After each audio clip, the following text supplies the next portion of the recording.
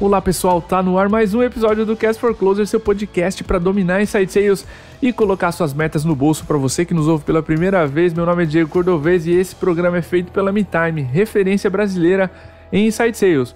O software da MeTime organiza a prospecção de seus SDRs para que eles sejam mais produtivos, gerem mais oportunidades comerciais e mais pipeline de vendas. Para conhecer o MeTime Flow, acesse metime.com.br.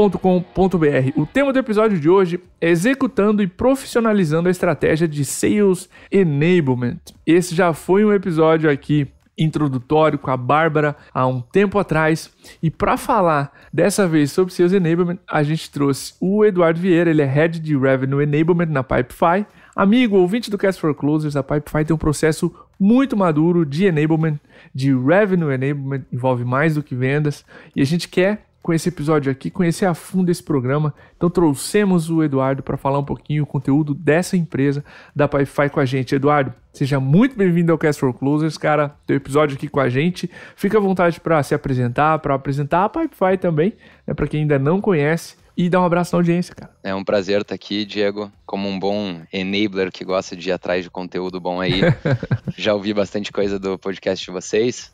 Me apresentando aqui, eu sou Eduardo, eu sou curitibano, tenho 28 anos, eu sou formado em engenharia de produção e sou Head de Revenue Enablement na Pipefy. Eu tenho o prazer aí de unir uma paixão aqui que eu tenho por vendas e muito entusiasmo pelo problema que a gente resolve aqui na Pipefy, relacionado à gestão de processos. Isso é uma herança que eu tenho aí da formação e, na minha visão, é a chave de sucesso e da felicidade do vendedor, né? E tô aqui há 5 anos na Pipefy, uma empresa que constrói do Brasil um negócio que é global desde o dia 1. Isso tem muito a ver com o que eu vou comentar aqui para frente. O Pipefy, ele é hoje considerado pela Gartner a plataforma número 1 de BPA, que busca empoderar profissionais sem conhecimento técnico a tomar controle total dos seus processos e fazer gestão de workflow. E, bom, aqui dentro eu comecei a minha carreira como AE, como vendedor, por 2 anos. Por 2 anos liderei o nosso time de vendas global com foco no desenvolvimento do mercado americano. E foi nesses 4 anos totalmente inserido em desenvolver a nossa estratégia de vendas que eu conheci a palavrinha enablement, né? E conheci o que era enablement. E foi aí que eu comecei a criar o case para a gente criar essa área aqui dentro da empresa. Então esse é o contexto inicial aí para a nossa conversa e, mais uma vez, obrigado pelo convite. Obrigado cara. Sensacional esse contexto. E sim, a gente vai entrar aqui nesse episódio. Uma pausa para você que está ouvindo esse episódio agora no YouTube, no Spotify, em qualquer uma dessas plataformas. Clica no botão seguir, inscreva-se no YouTube. Você recebe esse episódio um dia antes da newsletter da MeTime, que sai todas as quintas-feiras. Nós estamos no top 30 já nesse momento, podcasts de negócio no Spotify. Estou maravilhado com o retorno e a rapidez com que a gente conseguiu esse índice. Então, meu obrigado para você que está seguindo, colocando as estrelinhas lá no Spotify. Tem dado resultado e bastante. Eduardo, pulando para o episódio. Cara, eu quero começar de onde a gente terminou, mais ou menos, o episódio anterior sobre Sales Enablement, que a primeira dúvida que surge na liderança é, cara, isso é muito legal, isso é muito importante, mas quando é que eu começo? Quando é que é a hora certa? Então, qual que é a visão sobre enablement que tu tem, seja sales, seja o revenue enablement para a Pipefy, cara? Perfeito. Acho que para responder a tua pergunta, e o intuito aqui mesmo da minha conversa é trazer esse aprofundamento, né, no porquê enablement e como lançar isso de uma maneira, né, efetiva dentro da empresa. E principalmente eu quero trazer, e vou trazer algumas provocações aqui, Cordovez, com relação a esse contexto que eu dei de Pipefy, né, onde sim, eu estive à frente de um time que daqui do Brasil estava desenvolvendo o mercado americano, né, buscando conquistar cada vez mais receita vinda dessa região, e onde eu me deparei com um enablement também um pouco diferente do que eu vejo sendo executado aqui no Brasil. E claro, né, eu acho que isso são derivações aí de um modelo de receita previsível que começa lá, né, e que coloca, de fato, os Estados Unidos como um ponto focal ali que é adiantado em alguns anos, né, no que a gente faz, mas eu quero trazer muito isso daqui para cá, né, e também apontar aqui o porquê do Revenue Enablement, né, e o que isso significa, algo que já está bem em pauta lá fora, acho que pouco aqui dentro no Brasil, né, mas tudo vai depender muito do que você está vendendo aqui, né, primeiro de tudo, e qual que é o teu produto, o teu serviço. No meu contexto aqui, e eu acho que é também o contexto de muitos dos ouvintes, né, dentro de B2B SaaS Selling, principalmente aqui até na Pipefy, onde a gente segue muito uma estratégia de land and expand, e onde a grande maioria, na verdade, o maior share de receita que a gente gera hoje está no nosso time de growth, de vendas dentro dos nossos clientes, né? A gente tem uma jornada, na verdade, totalmente conectada aqui, né? E onde, quando a gente pensa no dia de hoje, B2B SaaS Selling, uma pandemia que veio, por qual a gente passou recentemente e que ainda respinga, né, coisas na mudança, na adaptação do nosso trabalho, elas basicamente alarmam que aquele alinhamento entre marketing e vendas que a gente fala, né, e sempre falou quando fala de enablement ou fala, né, de uma estratégia de go-to-market, ele já não é mais tão simples, né, e ele não é mais só sobre criar um alinhamento de marketing e vendas. Na verdade, quando a gente pensa nas vendas, por exemplo, e principalmente quando eu falo aqui de Pipefy também, a gente tem várias ilhas de shared services, né, e de áreas que estão, de alguma maneira, apoiando a geração de receita. A gente pode listar aí um time de Sales Engineering, um time de Legal, por exemplo, um time de Security e assim por diante. Product Marketing, Product, suporte. E nesse sentido, eu até pego o gancho do que a Bárbara falou, que ela trouxe uma definição do livro The Sales Enablement Playbook, do Corey Bray, que eu deixo inclusive nas minhas sugestões aqui no final, né, e ela fala um pouco mais sobre o que é o conceito de Sales Enablement, e ela fala sobre Sales Enablement ser um ecossistema, mas principalmente nisso que eu acabei de dizer, né, onde não é mais tão simples e é simplesmente um alinhamento entre marketing e vendas. Esse mesmo livro traz uma outra frase que eu queria trazer aqui, que eles dizem que Sales Enablement é o conceito de estender um mindset de foco no cliente a todas as áreas da organização. E isso é muito interessante e é muito verdade quando a gente para pensar, né? O que Enablement tem como papel aqui, principalmente quando a gente começa a olhar para Revenue Enablement, onde eu estou pensando em toda a jornada do cliente, que muitas vezes, erroneamente, a gente pensar no processo de vendas ou em Sales Enablement, eu estou pensando lá em pré-vendas, em vendas, pós-vendas. E na realidade do cliente, a gente sabe que essa jornada é uma jornada de educação sobre o problema que eu estou identificando, seleção da minha ferramenta, e a gente sabe muito bem isso dos conceitos que vocês passam bem de inbound, a seleção, a implantação ou a primeira percepção de valor, para depois vir a expansão. E quando a gente vê que a experiência que o cliente vive é essa, né, a gente não pode simplesmente mais focar apenas no time de vendas e aquisição de clientes, né? A gente tem que ter Sales Enablement como uma área que traz GTM Readiness, né, e traz preparação para a estratégia de go-to-market. Porque não importa as definições que a gente escuta de líderes sobre o que é Sales Enablement, uma coisa é sempre comum. Ele sempre trata de áreas colaborando de uma maneira cross com os times de vendas. Ou seja, nesse sentido, Sales Enablement ele acaba sendo essencial, extremamente estratégico para as empresas que querem ter essa válvula, né, entre esses times e essas ilhas de serviços compartilhados para apoiar todas as áreas de geração de receita. E aí, quando eu penso, né, e trago aqui para vocês um pouco mais na prática de como é que foi lançar a estratégia de Enablement dentro da Pipefy aqui, né, eu acho que tem alguns pontos que são interessantes de trazer e que não são, na verdade, muito novidade quando eu converso com profissionais de Enablement, né? Eu sinto, acima de tudo, que a gente criou uma área de Enablement atrasada, né? Onde a minha vida e a vida, acho que de muita gente aqui dentro, seria muito mais fácil se a gente tivesse um time de Enablement já há 2 anos atrás, para que a gente chegasse no momento que a gente está agora com uma estrutura muito mais robusta para poder atender essa estratégia de go-to-market, né? Mas no ano passado, quando eu iniciei essa área aqui, eu estava, acima de tudo, pensando, poxa, como é que eu, como uma pessoa sozinha aqui que vai puxar essa área e vai começar essa estratégia, posso impactar mais de 6 diferentes canais de receita que eu tenho dentro da empresa, com mais de 150 vendedores ou profissionais de receitas ali, que atuam tanto no Brasil quanto fora do Brasil hoje dentro da Pipefy. Então, era para muitas pessoas. Obviamente que, claro, né, eu não tinha a expectativa de atender todas, né? Eu teria que trabalhar de uma maneira muito priorizada, mas foi ali que eu peguei e inverti um pouquinho e pensei, principalmente no meio de pandemia, como eu falei, onde a gente estava se adaptando a um trabalho remoto ainda, eu inverti um pouquinho a rodinha do People, Process, Technology e parti direto para Technology.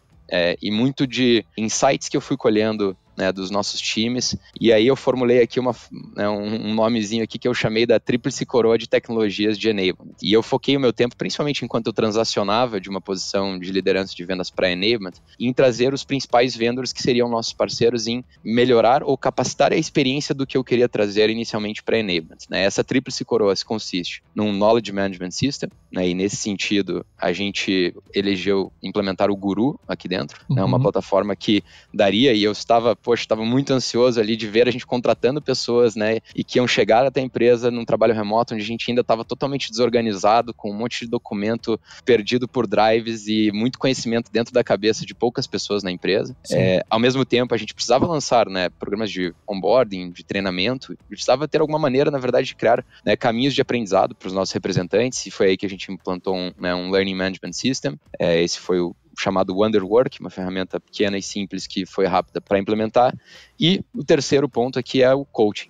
Principalmente eu, quando começava, né, e olhar para a estrutura de enablement, a primeira coisa era ouvir mais os meus líderes, né, e eu percebi que os líderes de vendas estavam passando pouco tempo, na verdade, fazendo o coaching dos seus, né, representantes, e na verdade pouco tempo ouvindo o que se passa dentro das conversas e das calls com os clientes. E a grande reclamação era que a gente não tinha muito tempo, e a gente não tinha muita estrutura para isso, a gente não tinha um repositório de calls, e não tinha uma maneira de acessar isso facilmente, principalmente no momento em que a gente estava fazendo isso remotamente. Então, num período de quase 6 meses aí, eu fiz o launch e a implantação de todas essas ferramentas, né? Não necessariamente eu digo que esse é o caminho ideal, eu gosto, como eu falei, eu inverti, eu acho que a gente sempre tem que pensar primeiro nas pessoas, nos processos e depois nas tecnologias. Naquele sentido, era uma maneira de eu tentar dar um passo à frente e gerar alguma coisa que pudesse trazer um impacto mais one-to-many, né? Assim, então, Legal. como eu tinha tanta gente que precisava ter alguns acessos básicos, alguns recursos, né? Eu trouxe isso para conseguir acelerar a maneira como eu me comunicava e distribuía conhecimento para toda a organização. Cara, muito inteligente essa forma, Eduardo, especialmente porque a Pipefy já tinha um corpo grande, né? Eu gostei dessas 3 tecnologias de tu mapear o conhecimento. A gente, quando documentou tudo no Notion aqui de como a empresa funcionava em função da pandemia, foi um alívio e hoje é elogiado até por quem entra no onboarding. Então é importantíssimo mapear o conhecimento, depois um learning management, então todo mundo tem um lugar onde aprender, isso é enablement puro, e depois o coaching. Cara, você já começou a pincelar como vocês começaram, né, esse programa de enablement. O que fazer, cara? Conta um pouquinho para nós, para a audiência, dos aprendizados de vocês sobre o que fazer, né, para iniciar esse programa, por que áreas vocês começaram, enfim. Eu acho que, assim, é até interessante quando eu estava refletindo na tua pergunta aqui, eu diria que, na verdade, eu não tenho um programa de enablement 100% maduro aqui, ou ainda muito maduro dentro da Pipefy, porque temos um time novo, né? Até nem comentei, mas dentro dessa estrutura que a gente chama de Revenue Enablement, né, e muito alinhado com o que eu comentei no começo dessa conversa aqui, eu tenho dentro do meu time uma pessoa de Partner Enablement, uma pessoa de Sales Enablement e uma pessoa de CS Enablement, né? E eu diria que a gente não tem um time de 100% maduro, mas uma coisa é clara. A gente tem um roadmap muito maduro desde o dia 1 desse time, onde a gente teve um approach muito ideal para como a gente quer construir esse time, já muito pautado, né, por exemplo, nessas tecnologias em que a gente investiu e um pouco mais dos playbooks, né, que a gente tem de enablement. Mas trazendo aqui um pouco mais para o público, né, o que eu acredito, né, e o que eu trouxe e reformulei como passos para a gente lançar a estratégia de enablement aqui dentro com esse time, eu coloco aqui 2 grandes passos aqui que são importantes. E um primeiro passo, né, num nível muito mais estratégico e filosófico aqui, mas que é muito importante, é onde eu vejo a grande maioria, na verdade, dos times de enablement, líderes de enablement falharem, né, que é, na hora de você começar a desenvolver a sua estratégia, né, de enablement, é muito rápido e fácil a gente cair, por exemplo, até no que a Bárbara estava descrevendo aqui sobre o que é Sales Enablement, e falar, poxa, eu tenho que criar meu onboarding, eu tenho que estruturar o meu conteúdo aqui, e eu tenho que fazer treinamento e assim por diante. Isso pode ser uma armadilha para times de enablement, né, eu acho que o que você tem que fazer, acima de tudo, é entender que você é um capacitador de receita. Você é um vetor para como a empresa vai gerar mais receita e vai atingir os OKRs do ano. Então, você tem que começar a sua estratégia a partir dos OKRs da empresa, né? E foi isso que a gente fez. Então, a gente basicamente pulou e selecionou de todos os principais OKRs da empresa, quais são aqueles que tocam ao time de enablement, e a gente criou um mapa de oportunidades, na verdade, uma opportunity tree ali, uma árvore de oportunidades, onde a gente narrava na perspectiva do vendedor e do líder de vendas o que eu gostaria de ter, que hoje eu não tenho, que me ajuda a atingir aquele objetivo. Massa. Para daí massa sim isso. começar a fazer todas as priorizações de como a gente vai fixar quais são os nossos programas de enablement que de fato vão drivar e vão capacitar o atingimento daqueles objetivos. E acho que como um segundo ponto, né, é importante que tudo esteja 100% alinhado com os líderes de receita. Então eu estou falando aqui de um primeiro ponto que é como é que você vai propor e desenhar os programas, né, e os principais focos do teu roadmap do time de enablement. Seja para você entrar no novo ano ou você lançando um time do zero, né? Mas o outro ponto, e que eu vou comentar ali na frente em algumas falhas, né, é você ter tudo muito bem alinhado com os líderes de receitas antes, né? Eu gosto até de citar aqui que como enablement, né, o teu cliente é o líder de vendas e o teu usuário final é o representante de vendas, né? E onde você pode, e muitas vezes as pessoas acabam pulando direto pro usuário final ali, e onde eu brinco assim, né? Eu falo, você pode chamar até o Chris Voss para dar um curso de negociação para todos os teus representantes, porque eles falam que eles têm que melhorar em negociação. Se você não sentou antes para conversar com o líder deles, conectou isso à pauta semanal que esse líder puxa com os seus vendedores, conectou isso com os objetivos que esse líder tem que atingir para o mês, para o trimestre, se você não fez isso, pode ser que, apesar da gente chamar um especialista ali da negociação, são poucas pessoas que, na verdade, vão focar e vão extrair o máximo daquilo. Na verdade, né, reps, eles vão fazer e vão estar olhando para sua meta e muito aquilo que seus líderes estão drivando, estão cobrando, né, semana a semana. Então, esse alinhamento, né, ele pode, e eu já vi ele matar estratégias de enablement aí em conversas que eu tive, né, por a gente pensar em programas incríveis, mas que na verdade não estão totalmente alinhados e onde o líder não entende como que enablement é um vetor para que ele atinja também os seus objetivos. Então, um exemplo prático de como eu fiz isso aqui dentro da Pipefy. A gente queria, no ano passado, fazer uma reciclagem da nossa metodologia de vendas. Então, dentro da estratégia de training, né, a gente trouxe a Winning by Design para fazer aí todo o treinamento para SDRs e AEs do Winning by Design SaaS Sales Method. Sim. Mas, ao mesmo tempo, eu sei que é um treinamento de 5 semanas e a hora que as 5 semanas acabam, a gente tem que garantir que aquilo não foi só, né, uma hora com um instrutor e que aquilo vire conversas, né, e que conversas mais aprofundadas, um melhor discovery e que se torne, né, prático dentro das nossas conversas. Como é que eu faço isso? Poxa, ao mesmo tempo, a gente lançou, na mesma época, o Gong, que eu falei ali, que é a ferramenta de Revenue Intelligence, né, que trazia olhos e ouvidos para os meus líderes, para de uma maneira muito mais otimizada e muito mais fácil estar vendo todas as iterações dos nossos reps, onde a gente, inclusive, traqueava os pontos que poderiam estar sendo aplicados do Winning by Design para a gente compartilhar isso com o nosso time. Mas, ao mesmo tempo, só dar a ferramenta para os meus líderes não seria completamente suficiente, porque eu também tenho que dar um guia para eles de como eles vão buscar e fazer o coaching, né, dessas calls. Então, aqui a gente teve uma entrega de enablement, né, de rodar o treinamento com o Winning by Design, fazer a capacitação dos líderes com o Gong e aplicar o Gong a manter, né, e fazer a manutenção aqui, né, do aprendizado do Winning by Design e dar todo um playbook que diz passo a passo como esse líder tem que fazer as suas rotinas de coaching. Então, aí sim a gente vê muito como enablement pode atuar, por exemplo, nessa base da pirâmide que eu falei e como a gente deve atuar, né, onde você tem que documentar tudo isso para que você crie os playbooks de enablement e possa escalar isso para outros times e também, né, à medida que você cresça os seus times de receita. E aí, acho que, por último, vou mencionar aqui algumas coisas macros, assim, que são mais filosóficas, mas que são muito importantes, principalmente para lideranças de enablement, né, e que a gente tem que ter em mente. É pensar que, assim, apesar da gente falar, né, dessa base da pirâmide e pensar um pouco mais nesses processos, metodologias e como enablement é uma válvula ali entre os times de GTM e os times de sales, a gente tem que pensar que enablement é muito sobre pessoas, gestão de mudança e difíceis alinhamentos estratégicos. A gente tem que estar pensando como enablement muito na experiência, né, e na jornada do representante. Se a gente está falando desde onboarding, desde training, desde dar os conteúdos, os processos, as tecnologias que vão ajudar eles, né, a terem uma melhor experiência, a gente também tem que, ao tempo todo, se colocar, né, nos pés dos vendedores para entender se a gente, como enablement, está propondo alguma coisa que é factível, né, e que é atingível para a realidade dos times de vendas hoje. Né? Então, a gente tem que pensar muito na motivação e em tudo isso para a galera. Assim, né? Quando a gente pensa na parte estratégica que eu falei e a gestão de mudança e difíceis alinhamentos estratégicos, é muito importante a gente entender que, assim, quando a gente tem todo esse cenário que eu falei de tantos times apoiando a receita, enablement vai trazer muita coisa para vendas, mas também vai trabalhar muito com uma visão externa. Esse time de revenue enablement que eu tenho aqui, eu brinco que eu falo para os times de vendas aqui que eu passei mais tempo nesses últimos 6 meses falando não para iniciativas que chegam até mim do que trazendo iniciativas para vendas. E o que eu quero dizer com isso? Todo mundo está fazendo alguma coisa. Né? Então, uma vez que enablement fica como essa válvula entre todas essas ilhas colaborativas, né, existe muito essa questão da gestão da mudança. Tanto para o lado de você dizer não e saber entender quais são os caminhos estratégicos a tomar,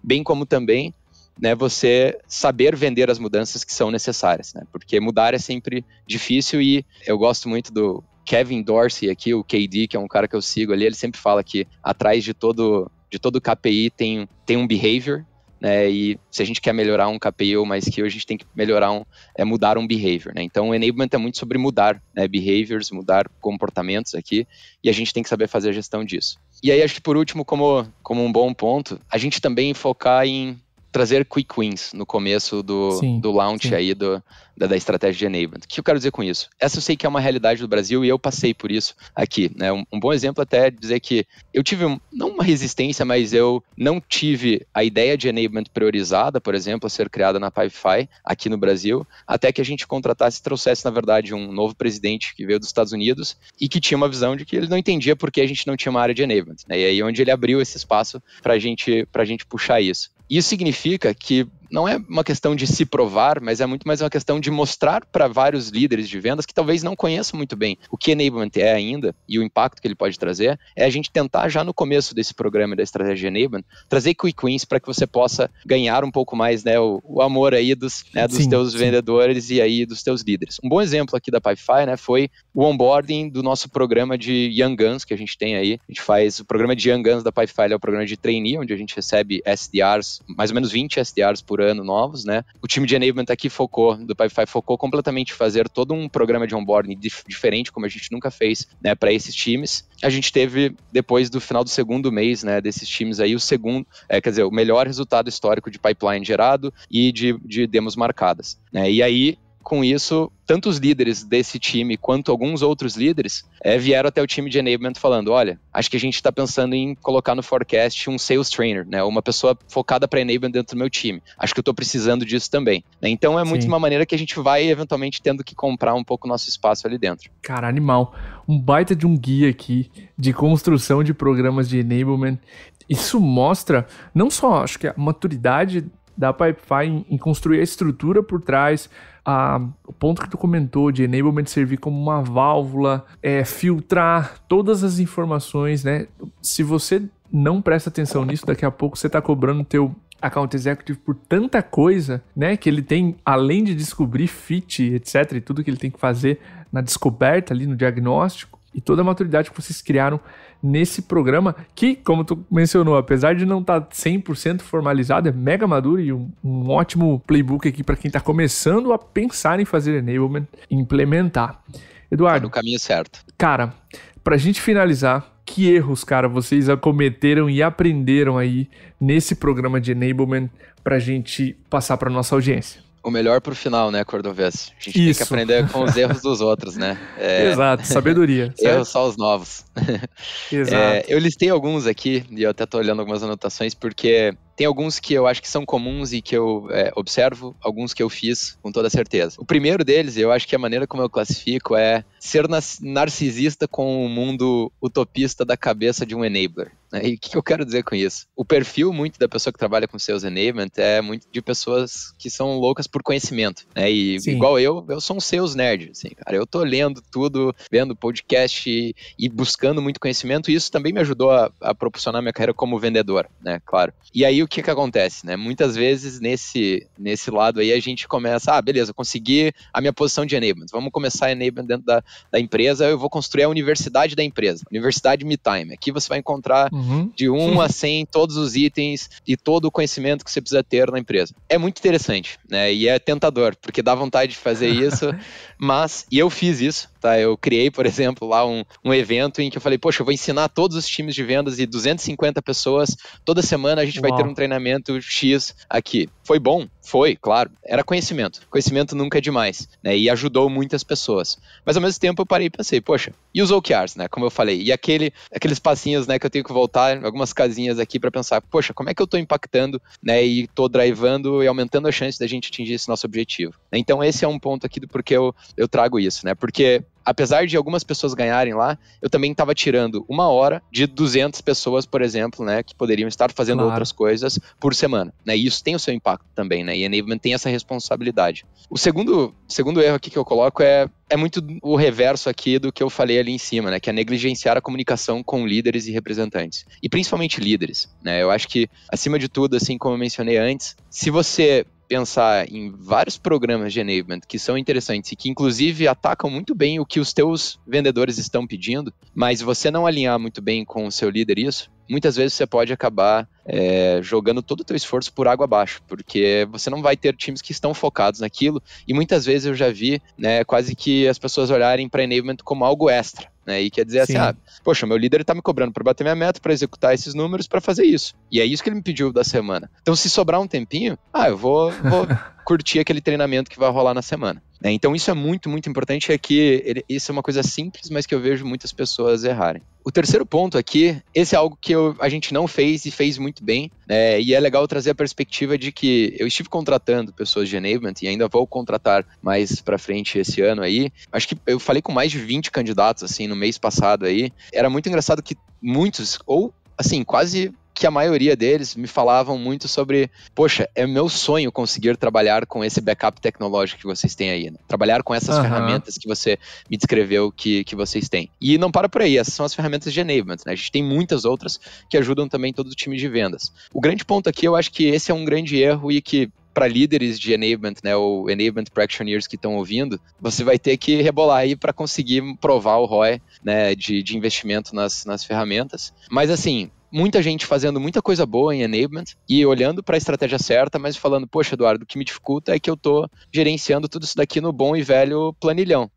E é isso que eu tenho, né? E isso é uma pena. Principalmente eu trago isso quando a gente fala, né, e para quem tá e trouxe a experiência remota para dentro da nossa realidade. Hoje na Pipefy a gente está trabalhando somente remotamente ou híbrido, a gente não tem mais 100% presencial. Então assim, com isso, eu acho que a gente, principalmente em vendas, né, a gente vai sentir algumas sequelas desse trabalho remoto e desse tempo que vendedores passam sozinhos, né, nas suas casas e não estão ali acessando o conhecimento e ouvindo as coisas que estão na sua volta. E a gente pode e deve, né, usar muitas tecnologias aqui para nivelar, e eu digo assim, democratizar e simetrizar conhecimento dentro da empresa. Isso é muito importante e isso é muito básico, mas se um time de enablement conseguir fazer isso muito bem, você já tem muito dinheiro na mesa, né? O que é pensar nisso basicamente? Falar, poxa, eu tenho 100 representantes de vendas, 20 deles batem 120% da meta e 80 deles aqui estão 60% para baixo. Poxa, se a gente conseguir nivelar isso e levar todo mundo para pelo menos 80% ali, né, fazendo uma simetria do conhecimento das melhores práticas que já existem dentro da organização, porque já tem gente que está estourando essa meta constantemente, a gente já tem um ganho enorme, né? Então, essa estrutura tecnológica ela vai dar um backup muito forte para isso. E por último aqui, eu falo, né, muito sobre o que a gente fez também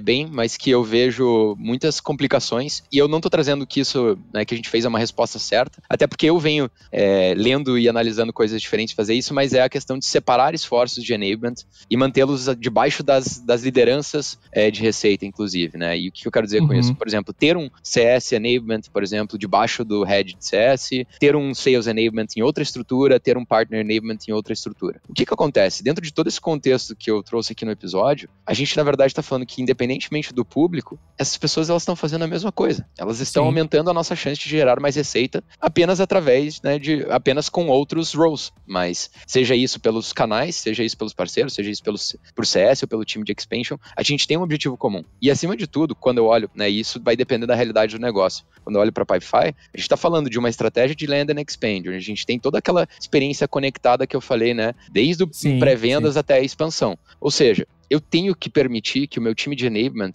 esteja junto discutindo qual que é a metodologia e qual que é a musculatura de enablement que a gente vai desenvolver na organização para capacitar de uma maneira estandarizada, né, e unificada todos esses times. Porque no final das contas, a mensagem e o valor que a gente quer passar para os nossos clientes é a mesma. E a maneira como a gente quer fazer isso para os nossos representantes também deve ser a mesma, né? Ou não necessariamente, ela pode ter as suas nuances diferentes para cada time, né, mas ela tem que ser fortificada, ela tem que ser somada com esses representantes de enablement que estão olhando para isso juntos, né? Então a gente tem que pensar de novo naquela jornada do cliente e como profissionais de enablement juntos podem fazer tudo isso. Por fim, eu comentei que não necessariamente a minha estrutura de CS, Sales e Partner Enablement é a melhor, porque eu também acho que é uma das maneiras de a gente olhar para enablement é que enablement esteja todo consolidado num time, onde se a gente tiver um trabalho muito bem feito naquele mapeamento dos OKRs que eu falei, e encontrar várias oportunidades de algumas iniciativas e projetos grandes, que não dependentemente tocam só sales ou só CS ou partner, eu acho que enablement também pode e deve trabalhar numa estrutura de program managers, né, onde você tem profissionais que podem até mesmo,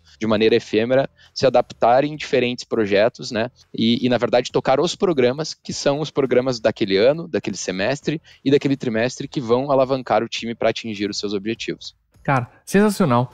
Eu adorei esse episódio, Eduardo. Foi um guia do que fazer, do que não fazer, especialmente agora no final, né? Armadilhas e a própria estrutura, como esses times se conectam, se conversam. E só quero te agradecer, cara, pelo teu tempo, por trazer tanto conhecimento aqui pra gente, cara. Deixa um contato, deixa como as pessoas podem te encontrar no LinkedIn para aprofundar essa conversa aqui, para conhecer a Pipefy. Fica à vontade para dar esse último abraço aí na audiência. Claro, com certeza. Vocês podem me achar aí no LinkedIn como Eduardo Vieira, Head de Enablement aí da Pipefy. Por favor, se conectem comigo. É algo que eu venho puxando com outros heads aí de Enablement. É também a gente criar aí um grupo de thought leadership, de lideranças e heads de Enablement no Brasil para discutir um pouco mais de sistemas estratégicos aqui. Então, Cordovez, vou até inclusive te passar umas dicas aí de ótimos profissionais que podem trazer muito mais insights nesse tema, porque eu poderia falar aqui por horas e horas, mas assim, dá para perceber bastante no meu tom de voz aqui que eu sou um entusiasta do assunto, então será um prazer conversar com todo mundo que queira se conectar aí. E muito obrigado pela oportunidade, Diego. Cara, obrigado por tudo que você faz pela nossa comunidade de vendas também, né? Acho que isso é incrível. Como um apaixonado aqui, tenho que te agradecer por isso. Cara, pô, maravilha. Na verdade é um prazer servir como fonte aí de conteúdo para vocês. Eu também agradeço aqui toda a dedicação, né, com esse episódio, de construir um briefing tão estruturadinho, uma preparação absurda, pessoal. Atrás desse episódio aqui vocês vão ver um documento, vocês não vão ver, mas existe um documento incrível aqui que o Eduardo preparou e estruturou todas as dúvidas. Maravilhoso. Para você que ouviu esse episódio até agora, lembre-se, são mais de 180 episódios, nós estamos nos aproximando do episódio 200, inclusive, então, junto com deixar suas estrelinhas lá, avaliar, recomende para amigos, maratone seus episódios favoritos aqui com a gente, isso vai ajudar o Cast for Closers a chegar em muito mais operações comerciais, a gente fica muito feliz de ver esse retorno que a gente está tendo de vocês. Nosso muito obrigado, nosso abraço e até o próximo episódio.